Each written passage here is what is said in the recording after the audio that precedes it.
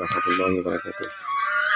আমাদের পানির জলাবদ্ধতার কারণে অসংখ্য দোকানপাট, এই দোকানটি পানির তলে ডুবে গেছে।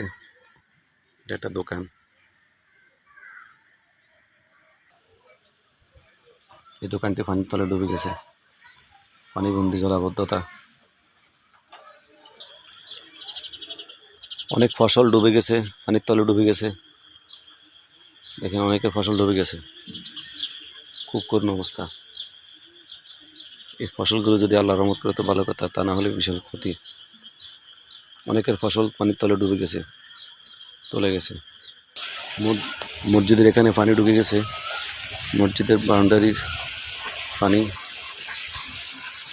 যথেষ্ট পানি মসজিদের বাউন্ডারির মধ্যে।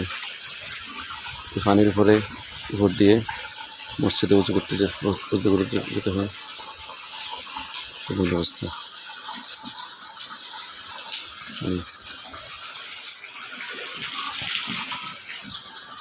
শুধু পানি আর পানি। অসংখ্য ফসল পানির নিচে, পানি তলিয়ে গেছে। পানির কারণে, অতিরিক্ত পানির কারণে ফসলগুলো, কাটা ধানগুলো যেগুলো কেটে রেখে দেওয়া হয়েছে, ওই ফসলগুলো পানির উপরে বেশি উঠেছে। আল্লাহ হেফাজত করুন সকল কৃষকের ফসলগুলোকে, আল্লাহ আপনি হেফাজত করেন।